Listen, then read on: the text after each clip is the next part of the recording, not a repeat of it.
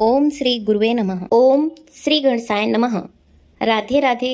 जय श्री कृष्णा। प्रेम से कहिए पुरुषोत्तम भगवान की जय। आइए 12वां अध्याय प्रारंभ करते हैं।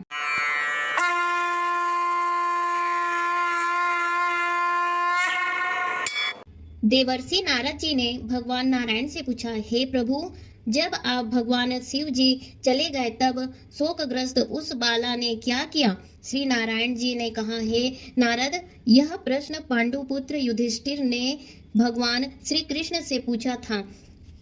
भगवान श्री कृष्ण ने युधिष्ठिर को जो उत्तर दिया था वही मैं तुमसे कहता हूँ, ध्यान पूर्वक सुनो। श्री कृष्ण जी बोले, हे राजन, शिव जी को के जाते ही उस बाला का तेज नष्ट हो गया। इससे वह बहुत डर गई। उसकी ऊंची ऊंची श्वास चलने लगी और आंखों से आंसू गिरने लगे।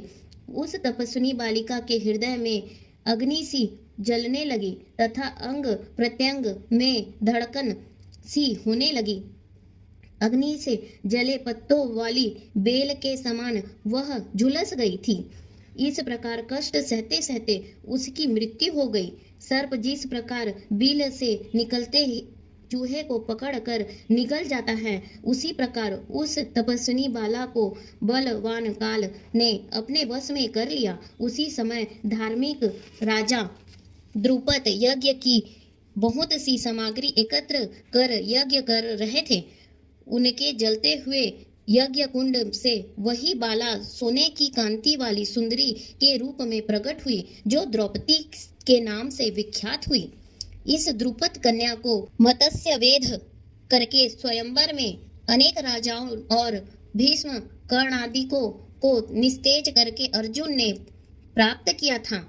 कानों में शूल के समान लगने वाले क्रूर वचन कहते हुए दुष्ट दुशासन ने जिसे चुटिया पकड़कर खींचा था, हे राजन, उस समय मैंने इसकी ओर ध्यान नहीं दिया था, क्योंकि इसने पुरुषोत्तम मास की अवहेलना की थी।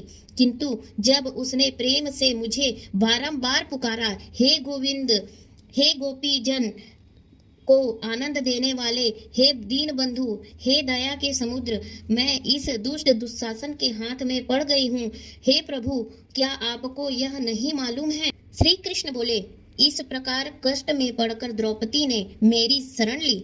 मैं चाहे उसे भूल चुका था, तब उसकी प्रार्थना सुनकर शीघ्र ही गरुड़ पर सवार होकर उस स्थान पर आया और उसे वस्त्रों से परिपूर्ण कर लज्जित होने से बचा लिया। इतना होने पर भी पुरुषोत्तम मास की अवहेलना वश मैं उसकी तरफ से उदासीन रहता था, क्योंकि पुरुषोत्तम मास के विरोधी को मैं गिरा देता हूँ। इसलिए अब आगामी पुरुषोत्तम मास की तुम सेवा करो। 14 वर्ष पूरा होने पर तुम्हारा कल्याण होगा। भगवान श्री कृष्ण ने पांडवों को धीरज बंधाते हुए आगे कहा, हे पांडुपुत्र, इस द्रौपदी के बाल जिन्होंने खींचे या देखे हैं, मैं उन दुष्टों की स्त्रियों को केशहीन करूंगा। तुम दुर्योधन आदि पापी राजाओं को यमपुर भेजकर शत्रुओं को दंड देकर स्वयं राजा होंगे। जो मेरे प्यारे भक्तों को दुख देते हैं वह नित्य ही मुझे दुख देते हैं।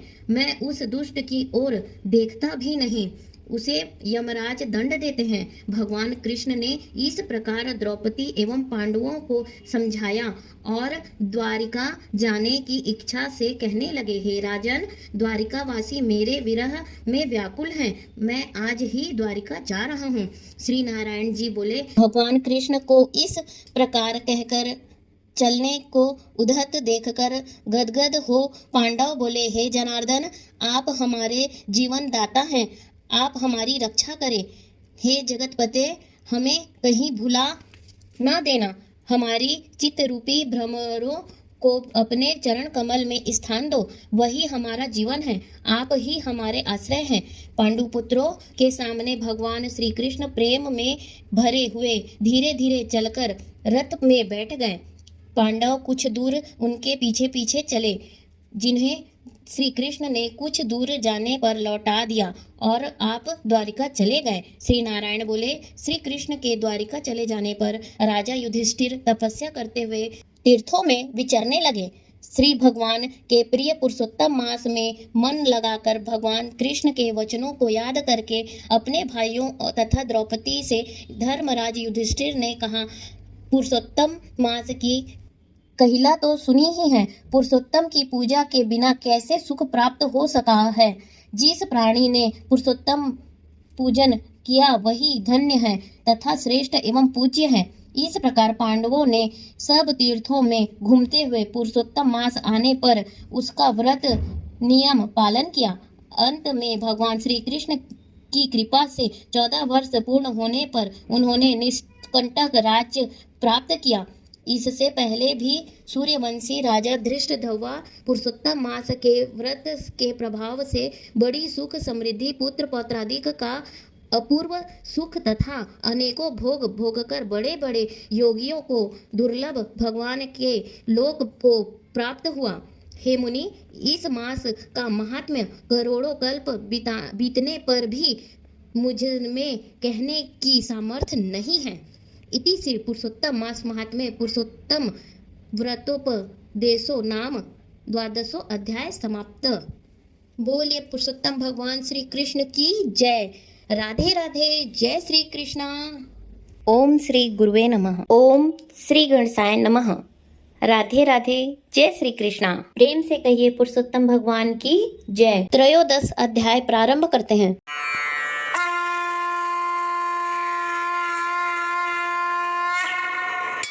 नैमिषारण्य तीर्थ में उपस्थित ऋषि मुनियों ने पूछा, हे सूत जी, कृपया हमें यह बतलाइए कि राजा धृष्टद्युम्न ने पुरुषोत्तम मास के स्नान, व्रत और पूजा से क्या प्राप्त किया। उन्हें विशाल राज्य, पतिव्रता स्त्री, पुत्रादि, अनंत सुख एवं योगी जन, दुर्लभ भगवान का लोक कैसे मिला। सूत जी बोले, हे ऋषियों, श्री नारायण जी ने भी नारद जी को यह इतिहास पहले कहा था, वही मैं तुम्हें सुनाता हूँ। हे मुनियों, यह पापनाशक कथा गुरुमुख से जैसे मैंने सुनी थी, वही धृष्टद्युम्न राजा की कथा तुमको सुनाता हूँ। श्री नारायण बोले, हे नारद, राजा धृष्टद्युम्न की गंगा जी के समान पवित्र पुरानी कथा सुनो। चित्रधर्मा राजा के बड़े तेजस्वी, सत्यवादी, धार्मिक, सर्वगुण संपन्न पुत्र राजा धृष्टद्युम्न हुए। उन्होंने चारों वेद बड़ी प्रसन्नता एवं चतुरता के साथ पढ़े। जिस प्रकार भूली बात दोहराने पर भी याद हो जाती है, उसी प्रकार गुरु जी से एक बार सुनने मात्र से आपने सभी वेद याद कर लिए। विद्या अध्ययन करने के उपरांत गुरु जी को दक्षिणा देकर आज्ञा प्राप्त कर अपने पिता के नगर में आए। नगर निवासियों को आनंदित करते हुए अपने महल में पहुंचकर पिताजी को प्रसन्न किया। तब राजा ने विचारा कि अब मुझे बाकी बचे समय में प्रसन्न मुख, 2 भुजा वाले मुरलीधर भगवान श्री कृष्ण की आराधना करनी चाहिए। इसलिए मुझे वन में जाकर श्री हरि भगवान की आराधना करनी चाहिए और घर, धन, स्त्री, पुत्र आदि के प्रेम पास को काटना चाहिए। ऐसा दृढ़ निश्चय करके अपने योग्य पुत्र धृष्टद्युम्न पर राज्यभार छोड़कर राजा ने मन में श्री कृष्ण जी का ध्यान करते हुए तपस्या प्रारंभ की तथा राजा चित्रधर्मा तपस्या करते करते बैकुंठ को प्राप्त हुए। राजा धृष्टद्युम्न ने पिता के बैकुंठवास के समाचार को सुना। पितृभक्ति महाराज धृष्टद्युम्न ने हर्ष एवं शोक में विद्वानों के कथनानुसार पिता के क्रियाक्रम किए। पवित्र नगर पुष्करावर्तक में नीति शास्त्र में निपुण राजा राज्य करने लगा। उसकी सुंदर स्वभाव वाली विदर्भ देश के राजा की पुत्री गुण सुंदरी नाम की धर्मपत्नी थी। उसने 4 सुंदर चतुर पुत्र उत्पन्न किए तथा चारुमती नाम की एक कन्या को जन्म दिया। उनके चारों पुत्र माननीय सूरवीर थे। उनके नाम चित्रवाक, चित्रवाह, मणिमान, चित्रकुंडल थे। श्री नारायण ने आगे कहा, एक दिन रात्रि में सोते समय राजा विचार करने लगा कि यह सब सुख किस बड़े पुण्य का फल है। मैंने कोई तप नहीं किया, न दान किया, न कोई हवन ही किया है। इस समय किसके पास जाकर अपने इस सौभाग्य का कारण जानूं। इस प्रकार विचारते हुए रात्रि बीत गई। प्रातःकाल ब्रह्म मुहूर्त में उठकर राजा ने स्नानादि नित्य कर्म किया। प्रातःकालीन संध्या करते हुए सूर्योदय होने पर अर्घ्य देकर भगवत कृपा से ब्राह्मणादि को स्वागत सत्कार नमस्कार दान आदि देकर घोड़े पर सवार हुए। राजा घोड़े पर सवार हो शिकार खेलने वन में जा पहुंचे। वहां मृग, वाराह, सिंह एवं अन्य अनेकों भयानक पशुओं का शिकार किया। एक मृग राजा धृष्टद्युम्न के बाण द्वारा बिध कर उस वन से दूसरे वन में भागने लगा। राजा ने भागते हिरण के खून की गिरी बूंदों को देखते हुए पीछा किया, किंतु मृग कहीं जाकर छिप गया और राजा वन में भटकते रहे। बहुत समय तक भटकते रहने पर राजा को प्यास लगने लगी और वह व्याकुल हो गए। जल की खोज करने पर उन्हें एक बड़ा सा सरोवर दिखाई दिया। वहां जाकर जल पिया और फिर किनारे पर जा बैठे। राजा ने वहां एक बड़ का पेड़ देखा। उस बड़ के पेड़ से घोड़े को बांधकर राजा बैठ गए। उसी पेड़ पर एक तोता आकर बैठ गया। वह तोता मनुष्यों की सी बोली में बोलने लगा। राजा उसे सुनकर बड़े आश्चर्य में पड़ा तो वह तोता कहने लगा, हे राजन, इस संसार में अनेकों सुख हैं, उन्हें देखकर तू परम तत्व का विचार नहीं करता है, तब भला इस संसार को कैसे पार करोगे। राजा के सामने वह कई बार इसी प्रकार कहने लगा, जिसे सुनकर राजा प्रसन्न एवं मोहित हुए। राजा विचार करने लगा कि यह तोता नारियल के समान अगम्य सारपूर्ण श्लोक को बार बार बोलकर क्या कह रहा है। यह श्री वेद व्यास जी के पुत्र श्री सुखदेव जी हैं क्या, जो संसार में डूबे मुझ जैसे मूर्ख को चेतावनी दे रहे हैं। इस प्रकार राजा विचारने लगा। इतने में वहां शिकार में बिछुड़ी सेना भी आ गई। तोता राजा को ज्ञान का यह उपदेश देकर उड़ गया और राजा भी तोते के वचनों को याद करते हुए अपने नगर में आ गए। महल में आकर चिंता में डूबे राजा ने खाना पीना बोलना सोना सब छोड़ दिया। एक दिन राजा के पास एकांत में आकर रानी गुण सुंदरी बोली, हे राजन, आप इस प्रकार की उदासी कहाँ से ले आए हैं। उठिए, बातचीत करिए, सुख भोगिए। रानी के बार बार अनुनय करने पर भी राजा ने कोई जवाब नहीं दिया, क्योंकि राजा तो बार बार तोते के देवताओं के भी समझ में न आने वाले सारगर्भित वचन याद करके विस्मित हो रहे थे। रानी ने राजा की यह दशा देखकर लंबी श्वास छोड़ी और बड़ी दुखी हुई, किंतु सोचने पर भी पति की चिंता का कारण न समझ सकी। राजा को भी इस प्रकार सोचते हुए बहुत सा समय बीत गया तथा इस दशा से उबरने का कोई मार्ग नहीं दिखा। इति श्री पुरुषोत्तम मास महात्म्ये धर्मोपाख्याने धृष्टद्युम्न नामो मनः खेदो नाम त्रयोदश अध्यायः समाप्तम। बोलिए प्रेम से पुरुषोत्तम भगवान श्री कृष्ण की जय। राधे राधे। जय श्री कृष्णा। ओम श्री गुरुवे नमः। ओम श्री गणेशाय नमः। राधे राधे। जय श्री कृष्णा। प्रेम से कहिए पुरुषोत्तम भगवान की जय। आइए चतुर्दशम अध्याय प्रारंभ करते हैं।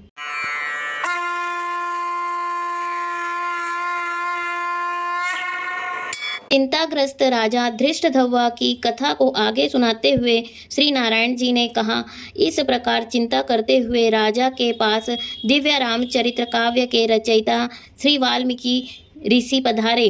राजा ऋषि को आया देख खड़ा हो गया और उनके चरणों में प्रणाम किया तथा आसन पर विराजमान कर पूजन किया। राजा महर्षि के चरणों को गोद में लेकर धीरे धीरे सहलाने लगा। तत्पश्चात राजा धृष्टद्युम्न ने महर्षि वाल्मीकि के चरण स्वयं पखारे और फिर उस जल को प्रसन्नता पूर्वक अपने माथे पर छिड़क कर उस तोते के कहे वचनों को याद कर मधुर स्वर में महर्षि वाल्मीकि से पूछने लगे। राजा धृष्टद्युम्न ने महर्षि वाल्मीकि से कहा, हे भगवान, आज मैं कृतकृत्य हो गया हूँ, भाग्यवान हूँ जो आपके दर्शन हुए हैं। हे संसार को पवित्र करने वाले महर्षि, मैं अपने भाग्य की कैसे प्रशंसा करूं। श्री नारायण जी बोले। इस प्रकार उन महात्मा से प्रार्थना करके राजा चुप हो गया। ऋषि वाल्मीकि जी ने कृपा पूर्वक राजा की ओर देखा। राजा से मुनि महाराज बोले, हे नृपश्रेष्ठ, इस प्रकार की नम्रता के कारण तुम धन्य हो। हे राजन, तुम चिंतित दिखते हो, अपने हृदय के दुख को कहो, देर मत करो। धृष्टद्युम्न बोला, आपके चरणों के प्रताप से मैं हर प्रकार से प्रसन्न हूँ, किंतु मेरे हृदय में एक बड़ा संशय है। वह तीर के समान चुभ रहा है, कृपया उसे दूर कीजिए। वन में किसी तोते के मुख से वचन सुनकर यह संशय पैदा हुआ है, जिसे मैं सुनाता हूँ। मैं एक बार शिकार खेलने घोर वन में गया। वहाँ घूमते घूमते मैंने एक तालाब देखा। वहाँ जाकर थके प्यासे मैंने जल पिया और कुछ समय के लिए मौन बैठ गया। राजा से ऋषि बोले, हे राजन, तुम अपने पूर्व जन्म का चरित्र सुनो। हे राजेंद्र, तुम द्रविड़ देश में ताम्रपर्णी नदी के तटवासी सुदेव नाम के एक ब्राह्मण थे। उस समय तुम धार्मिक, सत्यवादी तथा जो भी प्राप्त हो जाए उससे ही प्रसन्न रहने वाले वेद के अध्ययन में रत तथा विष्णु भक्ति में लगे हुए थे। गृहस्थ धर्म में तुम्हारी पत्नी भी सुंदर, चतुर और गुणवती थी। तुम्हारी पत्नी गौतम महात्मा की पुत्री गौतमी नाम से प्रसिद्ध थी। उस जन्म में इस प्रकार गृहस्थ का पालन करते हुए बहुत समय बीत गया, किंतु तुम्हें संतान प्राप्त नहीं हुई। एक समय आप आसन पर बैठे थे, स्त्री तुम्हारी सेवा कर रही थी। तब तुमने दुखपूर्वक स्त्री से कहा, हे सुंदरी, पुत्र सुख से अधिक संसार में कोई सुख नहीं। तप, दान आदि से प्राप्त पुण्य फल तो दूसरे जन्म में प्राप्त होता है, किंतु शुद्ध वंशोत्पन्न संतति इस लोक एवं परलोक दोनों में सुखदायी होती है। अतः मेरा जन्म ही निरर्थक हो गया। इससे तो मैं शीघ्र ही मर जाऊं, क्योंकि मुझे यह अपनी बड़ी आयु भी अच्छी नहीं लगती है। आगे की कथा सुनाते हुए महर्षि वाल्मीकि ने कहा, अपने पति के ऐसे दुखपूर्ण वचन सुनकर बेचारी पत्नी उदास हो गई। धैर्य धारण कर समझाती हुई प्रेम पूर्वक बड़े मीठे वचनों से बोली, हे प्राण प्रिय, आप सरीखे भगवत भक्त को इस प्रकार मोहित नहीं होना चाहिए। आपने यह बड़ी छोटी बात कही है, आपको ऐसा नहीं कहना चाहिए। सत्यवादी और धर्मपरायण आपने स्वर्ग जीत लिया है। आप ज्ञानी होते हुए भी पुत्र सुख को इतना क्यों तरस रहे हैं? राजा चित्रकेतु भी इसी प्रकार पुत्र शोक से जब दुखी हुआ था, तब उन्हें महर्षि अंगिरा तथा श्री नारद जी ने ज्ञान दिया था। जिस भांति राजा अंग अपने कुपुत्र वेन के कारण दुखी होकर चुपचाप रात्रि में वन में निकल गए थे, उसी प्रकार हे स्वामी, आपकी संतान भी आपको दुखदायी होगी। अपनी धर्म पत्नी के यह वचन सुनकर वह ब्राह्मण ताम्रपर्णी नदी के किनारे पहुंचा। वहां जाकर नदी में स्नान कर तपस्या प्रारंभ कर दी और 5वें दिन से केवल सूखे पत्ते एवं जल लेने लगा। इस नियम से उसे तप करते 4000 वर्ष बीत गए। हे राजन, उसके उग्र तप से तीनों लोक कांपने लगा। उग्र तप को देखकर भक्त वत्सल भगवान गरुड़ पर चढ़कर उसे मनवांछित वर देने हेतु उसके निकट पधारे। हे राजन, आप पूर्व जन्म के वही ब्राह्मण हो। इति श्री पुरुषोत्तम मास महात्म्य वाल्मीकि धृष्टद्युम्न संवाद नाम भाषा चतुर्दशो अध्याय समाप्तम। प्रेम से बोलिए पुरुषोत्तम भगवान श्री कृष्ण की जय। राधे राधे, जय श्री कृष्णा। ओम श्री गुरुवे नमः। ओम श्री गणेशाय नमः। राधे राधे, जय श्री कृष्णा। प्रेम से कहिए पुरुषोत्तम भगवान की जय। आइए पंचम 10 अध्याय प्रारंभ करते हैं।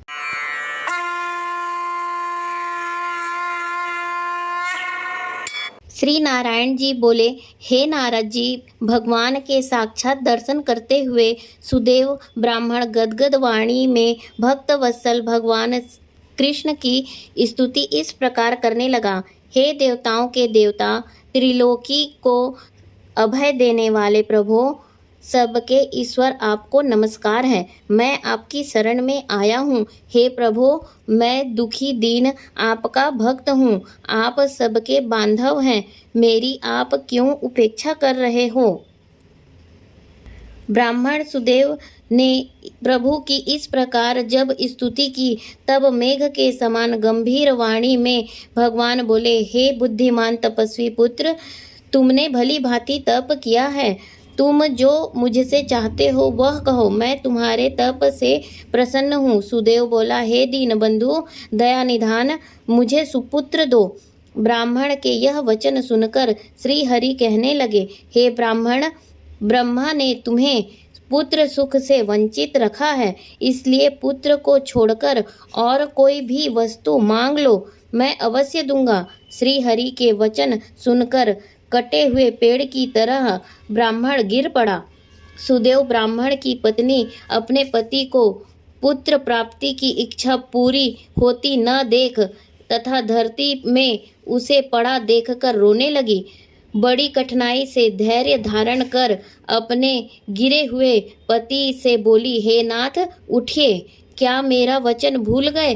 विधाता ने जो भाग्य में सुख दुख लिख दिया, अपने कर्मों के अनुसार उसे मनुष्य भोगता है। हे पतिदेव, पुत्र की अभिलाषा और उससे उत्पन्न विषाद छोड़कर उठिए और श्री हरि से संबंध जोड़कर भक्ति का आश्रय लीजिए। जब ब्राह्मण पत्नी इस प्रकार कह रही थी, तब गरुड़ जी को अत्यंत दुख हुआ और कांपते हुए भगवान से बोले, हे हरि, देखिए ब्राह्मणी शोक समुद्र में डूब रही है तथा ब्राह्मण भी आंसू बहाता हुआ दुखी हो रहा है। हे दीन बंधु, दया के समुद्र, आज आपकी वह दया कहाँ गई जो भक्तों पर रहती थी। आपके सेवा का फल सभी को अवश्य प्राप्त होता है, फिर इस ब्राह्मण की पुत्र कामना पूर्ण करने में आपको क्या आपत्ति है। जो दानी हाथी दे दे, वह अंकुश देने में क्यों दुखी होगा। हे प्रभु, इस प्रकार तो आज से कोई आपके चरणों की सेवा नहीं करेगा। अगर इसे पुत्र न दिया तो आपकी महिमा नष्ट हो जाएगी, इसलिए इसे एक पुत्र अवश्य दीजिए। भक्त सुदामा आपके आराधना से पूर्ण सुखी बन गया था। आपकी कृपा से ही गुरु संदीपन को मरे हुए पुत्र की पुनः प्राप्ति हुई थी। पति पत्नी पुत्र की इच्छा से आपकी शरण में आए हैं। गरुड़ के वचन सुनकर नारायण बोले, हे पक्षियों में श्रेष्ठ, तुम ही इन्हें एक पुत्र होने का वरदान दे दो। इति श्री पुरुषोत्तम मास महात्म्य हरि गरुड़ संवाद नामे पंचदशो अध्याय समाप्त। प्रेम से बोलिए पुरुषोत्तम भगवान श्री कृष्ण की जय। राधे राधे, जय श्री कृष्णा। अब बारी आती है प्रश्न की। तो हमारा प्रश्न है, इस कथा से क्या सीख मिलती है? कमेंट करके जल्दी बताइएगा। राधे राधे, जय श्री कृष्णा। ओम श्री गुरुवे नमः। ओम श्री गणेशाय नमः। राधे राधे, जय श्री कृष्णा। प्रेम से कहिए पुरुषोत्तम भगवान की जय। आइए 16 अध्याय प्रारंभ करते हैं।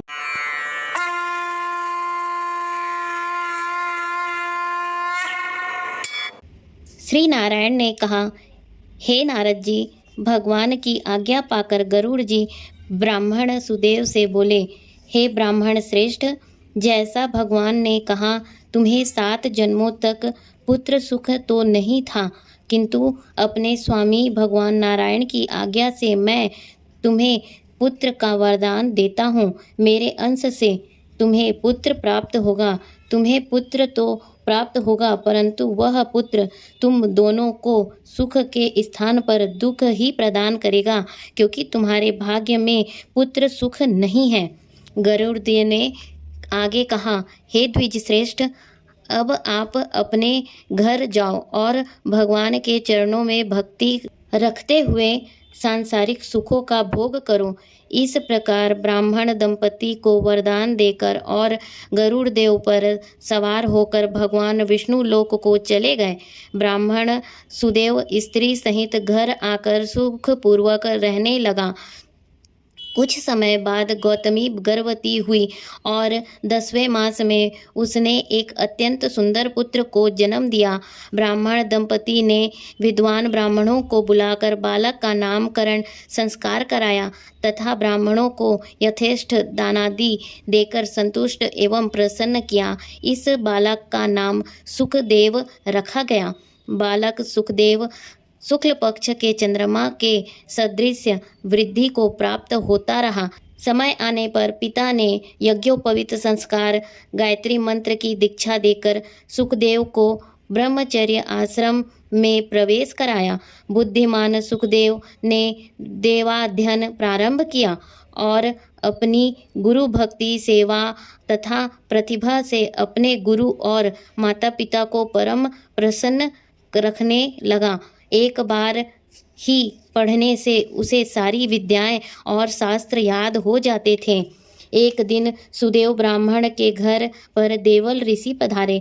वे करोड़ों सूर्य के समान तेजस्वी थे। सुदेव ने महर्षि देवल को दंडवत प्रणाम किया और अर्घपाद आदि से पूजा करके उत्तम आसन पर विराजमान किया। मुनि के आसन पर विराजने के उपरांत ब्रह्मचारी बालक सुखदेव ने आकर मुनि के चरणों में गिरकर प्रणाम किया। सुदेव को देखकर देवल ऋषि बोले, हे सुदेव, तुम धन्य हो, तुम्हारा भाग्य धन्य है। श्री हरि तुम पर प्रसन्न है, इसी से इस सुंदर पुत्र का वरदान तुमको प्राप्त हुआ है। हे सुदेव, तुम्हारा यह सुपुत्र गुण सागर और अत्यंत भाग्यशाली है। यदि दोष है तो केवल एक ही, और उस बड़े भारी दोष से इन सब लक्षणों की विद्यमानता व्यर्थ होती है। इतना कहकर सिर हिलाते हुए दीर्घ श्वास लेकर देवल ऋषि ने कहा, हे सुदेव, आपके इस बालक में सभी गुण और लक्षण अत्यंत महान हैं, परंतु इन पर प्रसन्न होने से पहले आयु का भी विचार करना आवश्यक है। आयु न होने पर अन्य लक्षणों से क्या बनता है। हे सुदेव, सुनो, तुम्हारा यह पुत्र 12 वर्ष का होकर जल में डूबकर मृत्यु को प्राप्त होगा। तुम इसका मन में सोच तो करना नहीं, क्योंकि होनहार को कैसे रोका जा सकता है, वह तो होगा ही, इसमें कोई संशय की बात नहीं। इतना कह देवल मुनि ब्रह्मलोक को चले गए।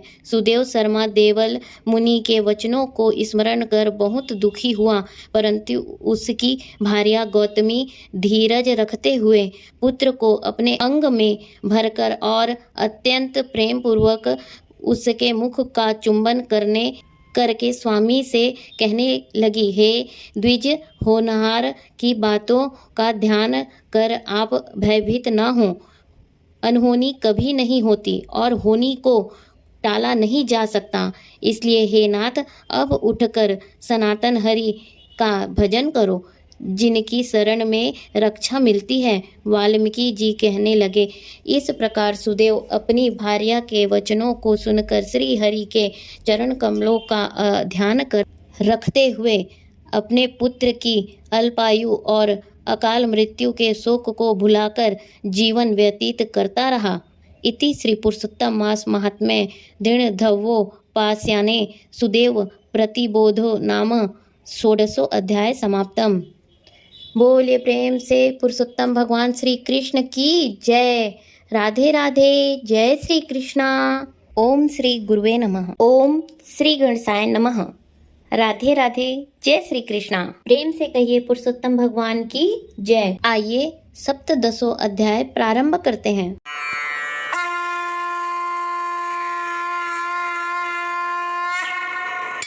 देवर्षि नारद ने भगवान से पूछा, हे कृपा सागर, ज्ञानोपार्जन के पश्चात धृष्टद्युम्न का क्या हुआ?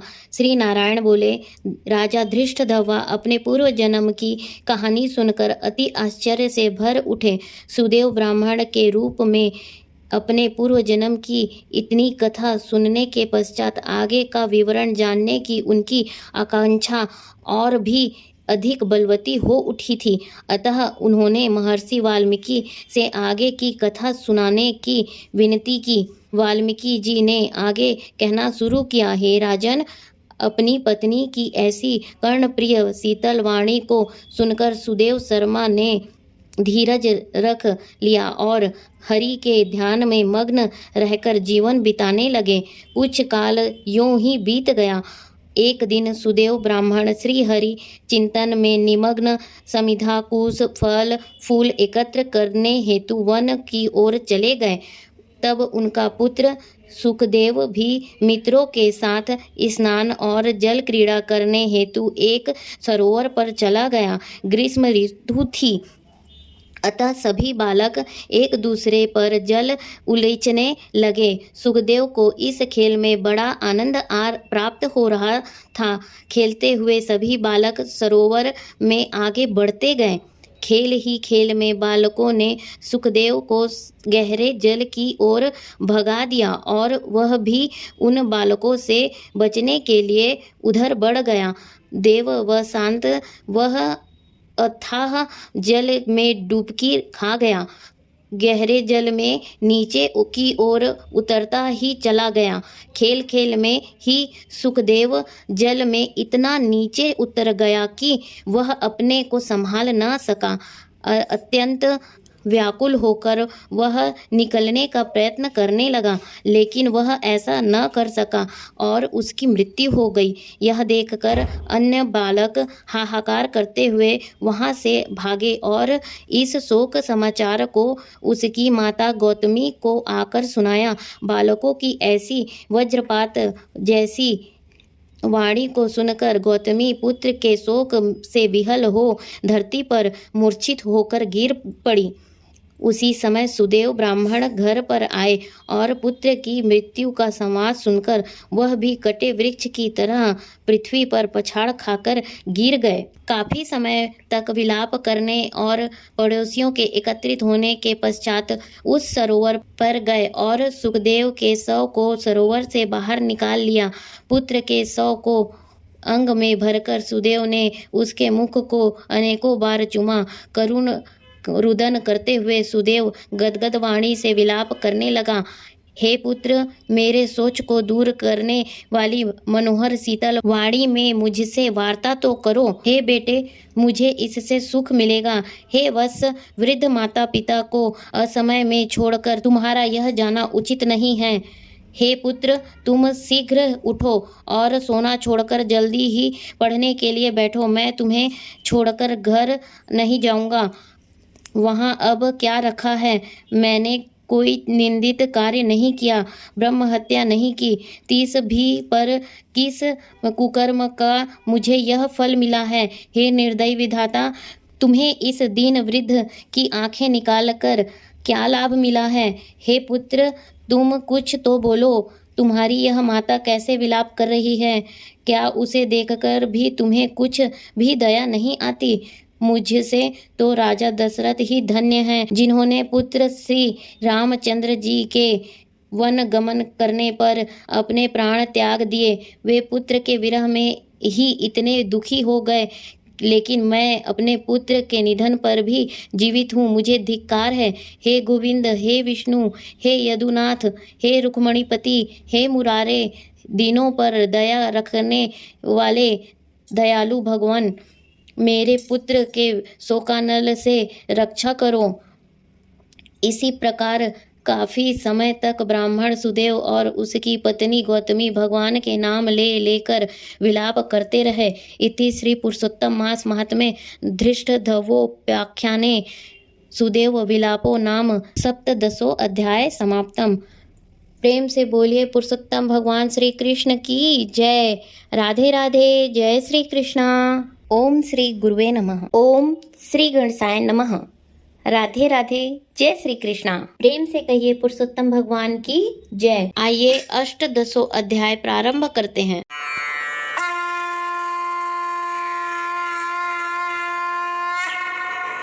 नारद जी बोले, हे तपोनिधि राजा धृष्टद्युम्न को वाल्मीकि जी ने इसके उपरांत क्या सुनाया, कृपया उस संपूर्ण वृत्तांत को मुझे सुनाइए। श्री नारायण बोले, हे धृष्टद्युम्न, अपने पूर्व जन्म की यह कथा सुनकर आश्चर्यचकित रह गए। उन्होंने महर्षि वाल्मीकि जी से प्रार्थना की, हे ब्राह्मण, आपके वचन अमृत के समान मीठे हैं, जिनको सुनकर मन ही नहीं भरता। कृपया आगे का चरित्र भी सुनाइए। वाल्मीकि जी बोले, हे राजन, वह ब्राह्मण जिस समय पुत्र शोक में विलाप कर रहा था, उस समय दसों दिशाओं में भीषण गर्जन करते हुए घने बादल छा गए और पर्वतों को कांपती हुई भयानक हवा चलने लगी।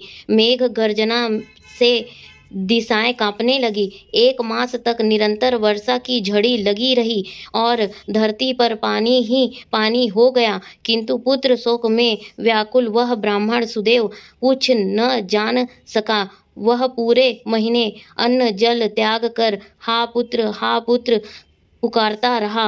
इस प्रकार निराहार रहकर प्रभु का ध्यान और पुत्र का विलाप करते हुए उसका पूरा महीना बीत गया। ब्राह्मण सुदेव तो दुनिया को भूलकर पुत्र शोक में निराहार और निर्जर रहा था, परंतु भगवान श्री कृष्ण का परम प्रिय पुरुषोत्तम मास था। वह महीना ब्राह्मण को इसका ज्ञान न था, तब भी भगवान के स्मरण और कीर्तन करते रहने से पुरुषोत्तम मास का व्रत और सेवा हो गई। उसके फल स्वरूप श्री हरि अत्यंत प्रसन्न होकर उन ब्राह्मण दंपति के सम्मुख प्रकट हो गए।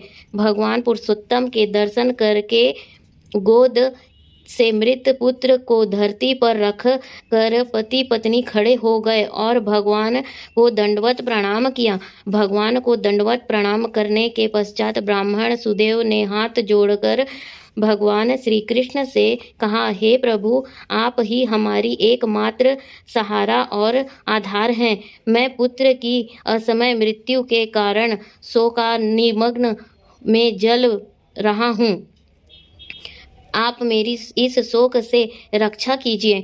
ब्राह्मण सुदेव की यह प्रार्थना सुनकर भगवान श्री कृष्ण कहने लगे, हे सुदेव, तुम धन्य हो, परम भाग्यशाली हो। तीनों लोकों में तुम्हारे भाग्य को कहने में कोई समर्थ नहीं है। हे तपोधन, अब जो आगे होगा वह सुनो। मैं वरदान देता हूँ कि तुम्हारा यह पुत्र अब 12,000 वर्ष तक जीवित रहेगा। इसी प्रकार एक प्राचीन इतिहास है जिसे राजा रघु से श्री मार्कंडेय ऋषि ने कहा था। मैं तुम्हें वह इतिहास सुनाता हूँ, ध्यानपूर्वक सुनो। श्री नारायण जी बोले, अत्यंत प्राचीन काल में धनुर नामक एक महान तपस्वी थे। उन्होंने संसारी मनुष्यों को पुत्र संबंधित मानसिक दुख से दुखित होते देखा। तब इससे उनका मन अत्यंत दुखी हुआ।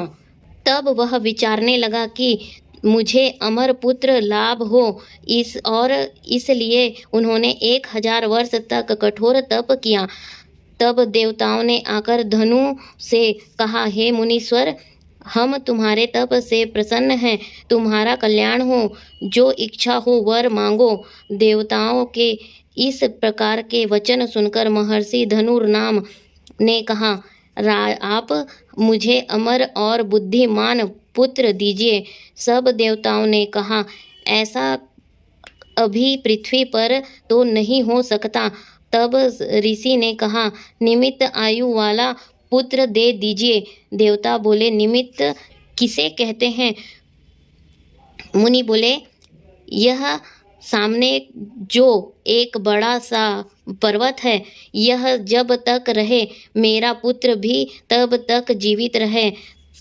तब देवता ऐसा ही हो यह वरदान देकर स्वर्ग चले गए। देवताओं के वरदान से महर्षि धनुर्नाम ने समय आने पर अत्यंत सुंदर पुत्र प्राप्त किया। यह पुत्र चंद्रमा के सदृश बढ़ने लगा। जब वह 16 वर्ष का हो गया तब उससे पिता धनुर्नाम मुनि बोले, हे पुत्र, महात्माओं की कभी अवज्ञा न करना और सदैव धर्म का पालन करना।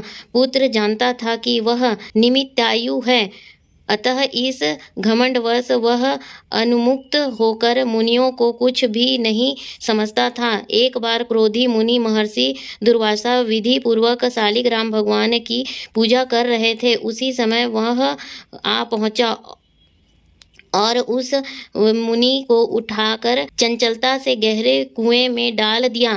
क्रोधित होकर मुनि ने श्राप दिया, किंतु वह न मरा।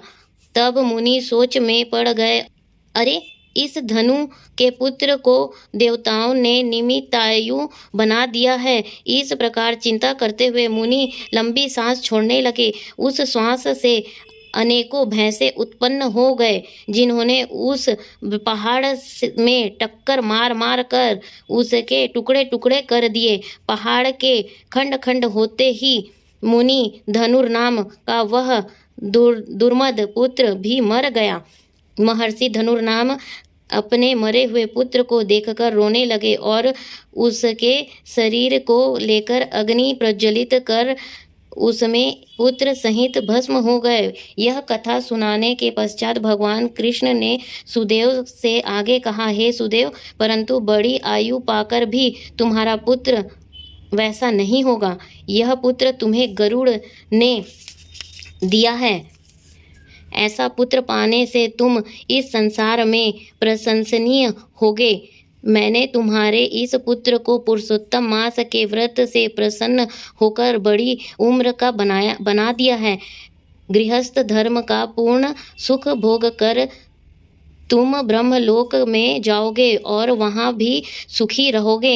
इस प्रकार वहाँ 1000 देवताओं के वर्ष तक सुख भोगने के बाद पृथ्वी पर तुम्हारा जन्म होगा, जहाँ चक्रवर्ती राजा बनोगे। धृष्टद्युम्न नामक राजा बनकर तुम अनेकों सुख, समृद्धि, सेना और निष्कंटक राज्य आदि का सुख 10,000 वर्ष तक पृथ्वी पर भोगोगे। तुम्हारे 4 श्रेष्ठ पुत्र होंगे एवं एक भाग्यशालिनी, सुशीला और अत्यंत सुंदरी कन्या होगी।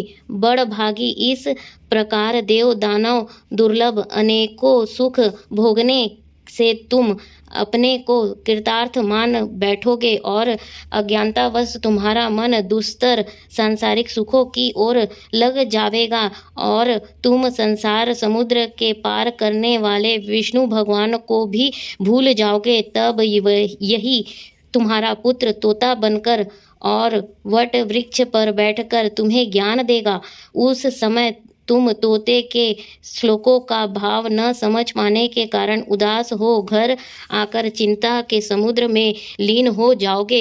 हे सुदेव, उस समय तुम्हें वाल्मीकि ऋषि आकर ज्ञान देंगे। तब संशय निवृत्त होने पर सांसारिक सुखों का त्याग कर श्री हरिपद को अपनी पत्नी के साथ पाओगे, जिसमें गया लौटता नहीं है। भगवान ने सुदेव को उसके आगामी जीवन की कथा सुनाने के बाद उसके पुत्र को जीवित कर दिया।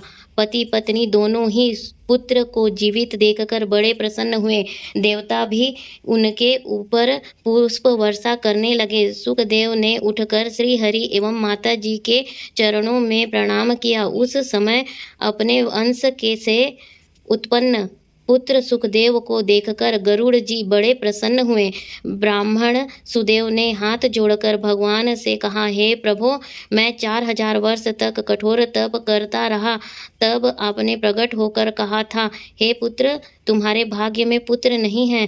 अब उसके विपरीत स्वयं आकर मेरे पुत्र को जीवित कर दिया, इसका क्या कारण है? कृपया मुझे बतलाकर मेरे संशय और भ्रम का निवारण करने की कृपा कीजिए। इति श्री पुरुषोत्तम मास महात्म्य सुदेव पुत्र जन्म जीवनो नाम अष्टोदशो अध्याय समाप्तम। बोलिए प्रेम से पुरुषोत्तम भगवान श्री कृष्ण की जय। राधे राधे। जय श्री कृष्णा। ओम श्री गुरुवे नमः। ओम श्री गणेशाय नमः। राधे राधे। जय श्री कृष्णा। प्रेम से कहिए पुरुषोत्तम भगवान की जय। आइए 19वां अध्याय प्रारंभ करते हैं।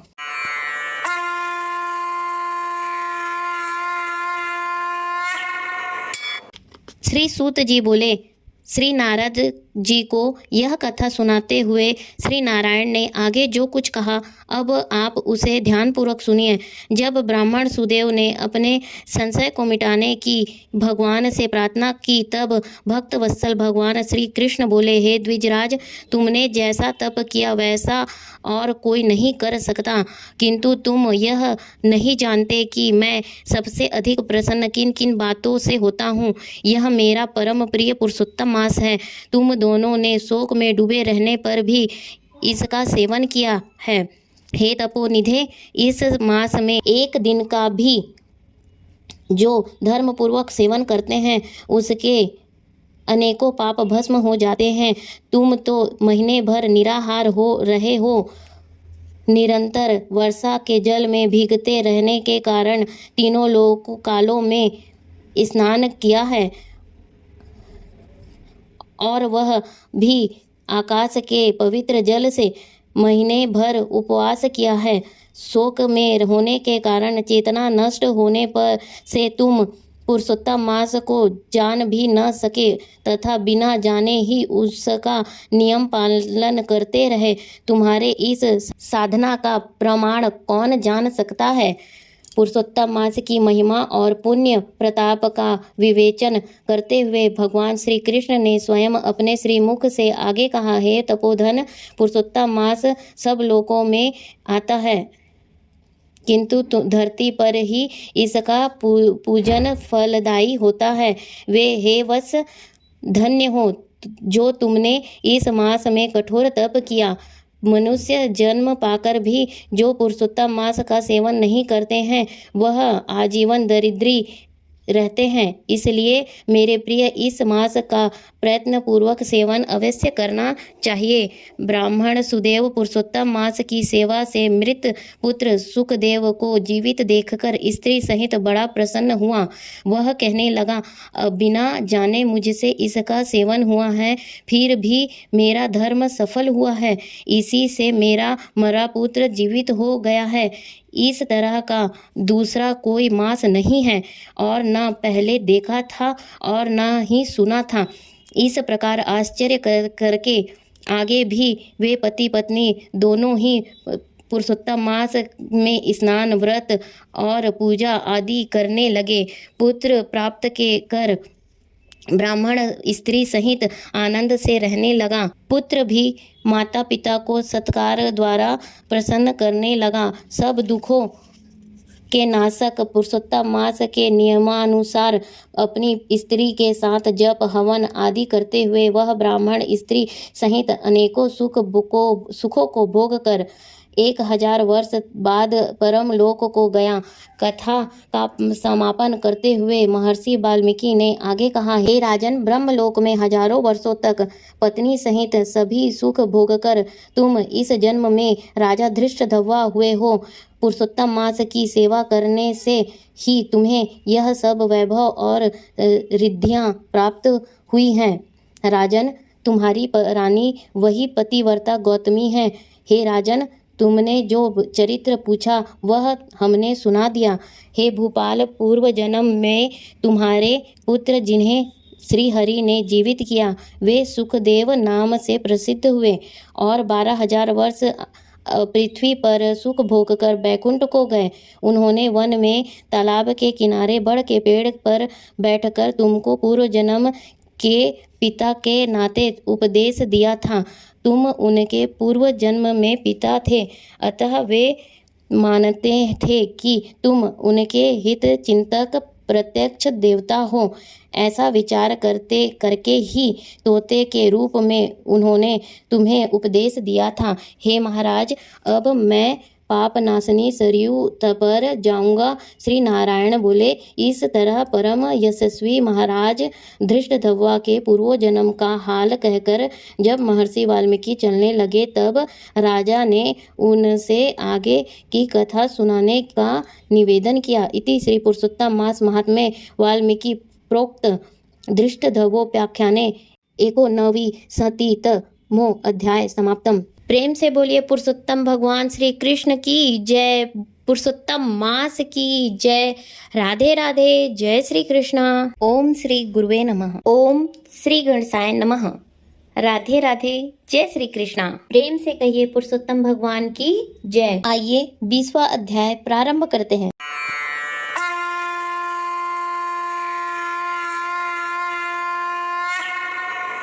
श्री सूत जी बोले, नारद जी नारायण जी के मुख से राजा धृष्टद्युम्न के चरित्र को सुनकर आगे की कथा बताने के लिए उनसे प्रार्थना करने लगे। नारद जी बोले, हे भगवान, राजा धृष्टद्युम्न ने वाल्मीकि ऋषि से कौन सा प्रश्न किया? कृपया मुझे विस्तार पूर्वक बतलाइए। भगवान श्री नारायण ने कहा कि राजा धृष्टद्युम्न ने महर्षि वाल्मीकि से कहा, हे महर्षि, सबसे पहले इस मोक्षदायक पुरुषोत्तम मास का व्रत, स्नान और साधना किसने किया था? इस मास की सेवा मोक्ष पाने के लिए कैसे की जाती है तथा दान की विधि क्या है? पूर्व जन्म में सुदेव ब्राह्मण के रूप में मैंने इसकी विधि पूर्वक सेवा की थी, जिससे मेरा मरा पुत्र जीवित हुआ था। हे तपोधन, इस जन्म में उसके नियम मैं भूल चुका हूँ। अब इसकी विधि विस्तार पूर्वक से सुनाइए। वाल्मीकि जी बोले, इस मास में प्रथम दिन से ही प्रातःकाल उठकर ब्रह्म को स्मरण करते हुए एक बड़ा सा जल पात्र लेकर नैऋत्य दिशा की ओर जावें। इस मास में व्रती घर से बाहर इसी भांति जाकर जनेऊ को दाहिने कान पर चढ़कर प्रातः सायं उत्तर की ओर मुख करके पृथ्वी पर घास बिछाकर सिर ढककर और मुख को बंद कर बैठे, न तो थूके न बोले। यदि रात्रि हो तो दक्षिण मुख होकर शौच करे। तदनंतर शुद्ध मिट्टी से 1 बार लिंग और 5 बार गुदा को धोए तथा 3 बार बायां हाथ व 10 बार दोनों हाथ मिलाकर मिट्टी से शुद्ध करें। 14 बार पैरों में मिट्टी मिलकर शुद्ध करें। यह शुद्धि तीर्थ जल से न करें, साथ में लाए जल से करें। तीर्थ के जल से दूर बैठकर यह शुद्धि करनी चाहिए। इस शुद्धि को करने के बाद तीर्थ में शुद्धि करें, अन्यथा यह अशुद्ध रहता है। यह व्रती की शुद्धि है। गृहस्थ जीवों को चाहिए कि वे शौच अर्थात मल त्याग के पश्चात उपरोक्त विधि से शुद्ध होकर 16 अथवा 12 बार कुल्ला करें। लघु शंका के बाद 8 या 4 बार कुल्ला करें। हस्त शुद्धि के बाद नेत्रों में जल लगाकर दातुन लेकर यह कहें, हे वनस्पते, तुम्हारे से हमें बल, आयु, यश, तेज, पशु, संतान, धन, ब्रह्म तत्व, मेधा शक्ति एवं बुद्धि मिले। दातुन में गांठ, छेद अथवा कीड़े आदि का निशान न हो। वह छोटी उंगली के समान मोटी एवं 12 अंगुल लंबी होनी चाहिए। दातुन को दांतों से चबाकर कुची बना लें और फिर उससे दांत एवं मुख साफ करें। दातुन के बाद 12 बार कुल्ला करके मुख शुद्धि करें। रविवार को नीम की दातुन करें। इसके बाद स्नान करें। समुद्र से मिलने वाली नदियों का स्नान उत्तम तथा तालाब, कुआं, बावड़ी का मध्यम कहा गया है। स्नान के बाद तीर्थ देवताओं का तर्पण करें। घर में स्नान करना गृहस्थियों को साधारण कहा गया है। स्नान के बाद शुद्ध पवित्र वस्त्र पहनकर कंधे पर अंगोछा धारण करें। पवित्र स्थान पर आसन बिछाकर पूर्व या उत्तर मुख हो शिखा में गांठ लगाकर बैठकर दोनों घुटनों के बीच हाथ रखकर पवित्री अंगुली में पहनकर 3 बार आचमन करें। पवित्री आचमन के बाद गोपी चंदन अथवा मृतिका से खड़ी लकीरों वाला ऊर्ध्वपुंड या आड़ी लकीरों वाला त्रिपुंड लगाकर दोनों के मध्य में बिंदी लगाकर तिलक करें। गोपी चंदन से भुजाओं पर शंख और चक्र बनावे। यह सब पापों का नाशक है। जिसके शरीर में शंख चक्रादि दिखते हैं वह मनुष्य केवल मरण धर्मा ही नहीं भगवान का शरीर होता है। उस मनुष्य के पाप भी चक्रादि धारण से पुण्य बन जाते हैं। इसके बाद प्राणायाम और संध्या वंदन करें। प्रातःकालीन संध्या तारों के रहते करनी चाहिए और उसके बाद गायत्री मंत्र का जप करना चाहिए। सूर्य के उदय होने पर हाथ जोड़कर दर्शन करें और अर्घ दें। सायंकाल अपने पांव तथा पृथ्वी को नमस्कार करें। दिन भर की कमी के लिए सस्य मृतस्य मंत्र बोलकर क्षमा मांगे। दिन के पहले भाग में अपने नित्य कर्म को करके पुनः श्री पुरुषोत्तम भगवान की आराधना करें। पुरुषोत्तम मास में भगवान की पूजा की विधि बतलाते हुए महर्षि वाल्मीकि ने आगे कहा, हे राजन, लिपि पुती शुद्ध भूमि में मन और वाणी को वश में करके एक चौकोर या गोल मंडप बनाएं। चौकी पर चावलों से अष्टदल कमल बनाकर उस पर सोने चांदी तांबे अथवा मिट्टी का यह कलश शुद्ध तीर्थ से जल से भरकर रखें। मिट्टी का कलश शुद्ध तीर्थ जल से भरकर रखें। कलश के स्थापन के बाद उसमें तीर्थों का आवाहन करें। तदनंतर गंध पुष्प धूप दीप से मंत्र बोलता हुआ पूजन करें।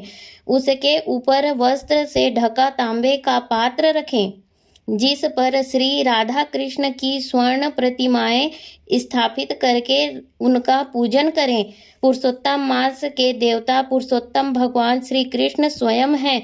इस मास में पुरुषोत्तम भगवान का पूजन परम कर्तव्य है। मनुष्य को बार बार ग्राम धन पुत्र घर आदि तो प्राप्त हो जाते हैं किंतु यह देह फिर नहीं मिलती। इसलिए इसकी धर्म के लिए रक्षा करें। माता स्त्री पुत्र पिता आदि कोई भी सहायक नहीं करते, केवल धर्म ही सहायक है। हे राजन, बुढ़ापा सिंहनी के समान मनुष्यों को डराता है। रोग और व्याधि आदि पूर्व शत्रु हैं। आयु फूटे बर्तन में पानी सदृश प्रतिदिन स्नेह कम होती रहती है। यह लक्ष्मी लहर के समान चंचल है। यौवन फूल सदृश मुरझाने वाला है। सांसारिक सुख स्वप्न सदृश निरर्थक है। इस प्रकार धन ऐश्वर्य मान तथा सांसारिक सुख सब चलायमान है।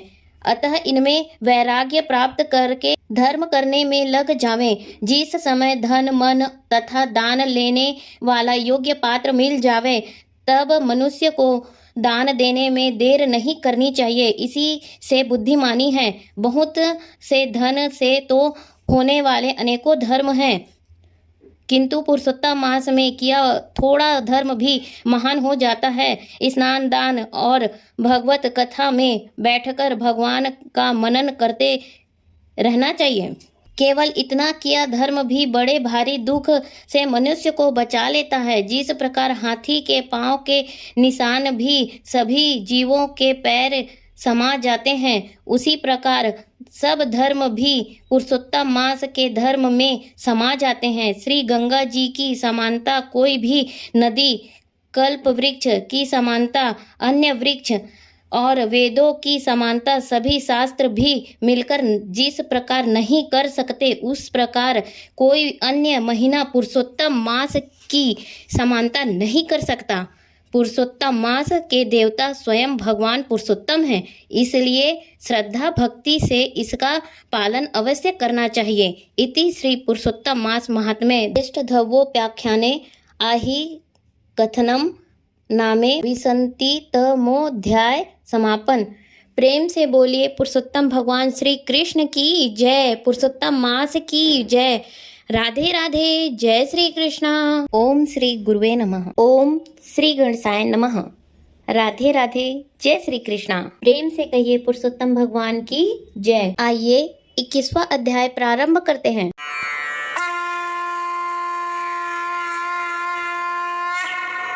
श्री वाल्मीकि जी बोले, प्रतिमा अग्नि में तपाई गई है, अतः उन मूर्तियों में प्रथम प्राण प्रतिष्ठा करें, अन्यथा धातु निर्मित वह प्रतिमा केवल धातु है, बिना प्राण प्रतिष्ठा करे सोना जैसे पहले था वैसा ही मूर्ति होने पर भी रहता है। वेदों के मंत्रों को जानने वाला ब्राह्मण निरंतर हृदय पर अंगूठा रखकर वेद मंत्रों से प्रतिमा में प्राण प्रतिष्ठा करें। इस मूर्ति के लिए प्राण रहे या इस मूर्ति के लिए प्राण जाए, यह भावना मन में निरंतर रखें। इस प्रकार प्रतिमा को देवत्व लाने के लिए स्वाहा लगाकर यजुर्वेद के मंत्रों को पढ़ें। इस प्रकार प्रतिमा में प्राण प्रतिष्ठा करने के पश्चात श्री पुरुषोत्तम भगवान का ध्यान करें और इस प्रकार कहें, हे देव देवेश, हे पुरुषोत्तम, मैं यह आसन श्री राधा कृष्ण के अर्पण करता हूँ। गंगादिक सब तीर्थों से प्रार्थना करके मेरे द्वारा लाया हुआ यह जल सुख से स्पर्श करने योग्य है। हे भगवान, आप इसे पाद्य के लिए ग्रहण करो। ऐसा कहकर पाद्य देवें। श्री गंगा जी के जल सुंदर कलश में रखें और कहें, इस गंगा जल का आचमन करिए। ऐसा कहकर आचमन अर्पण करें। फिर पंचामृत से स्नान करावें, फिर आचमन दे। सर्व कामनाओं की सिद्धि के लिए यह 2 पीताम्बर मैं आपको भेंट कर रहा हूँ। इस प्रकार वस्त्र देकर आचमन करावें। हे प्रभु, इस संसार सागर से आप मेरी रक्षा करें। आप अंगोछे सहित यह यज्ञोपवीत ग्रहण करें। ऐसा कहकर यज्ञोपवीत अर्पण करें। हे श्रेष्ठ, सुगंधित युक्त चंदन, अक्षत, धूप, दीप, पुष्प व पुष्पमाला, नैवेद्य, ऋतुफल और दक्षिणा आदि सभी 16 वस्तुएं एक एक करके अर्पण करते हुए 16 उपचारों द्वारा श्री पुरुषोत्तम का पूजन करें। अलग अलग मंत्र बोलकर आवाहन आदि करें। इस तरह पुरुषोत्तम मास आने पर इस मनुष्य देह से जो राधा के साथ नवीन मेध समान श्री श्याम श्री कृष्ण भगवान का भक्तिपूर्वक नित्य प्रति पूजन करता है, वह भक्त इस लोक में अखंड सुख भोगकर अंत में मोक्ष को प्राप्त करता है। इति श्री पुरुषोत्तम मास महात्म्ये धृष्टध्वोपाख्याने पुरुषोत्तम मास पूजने एक विसंतित अध्याय समाप्तम। प्रेम से बोलिए पुरुषोत्तम भगवान श्री कृष्ण की जय, पुरुषोत्तम मास की जय। बोलिए प्रेम से राधे राधे, जय श्री कृष्णा। ओम श्री गुरुवे नमः। ओम श्री गणेशाय नमः। राधे राधे, जय श्री कृष्णा। प्रेम से कहिए पुरुषोत्तम भगवान की जय। आइए 22वां अध्याय प्रारंभ करते हैं।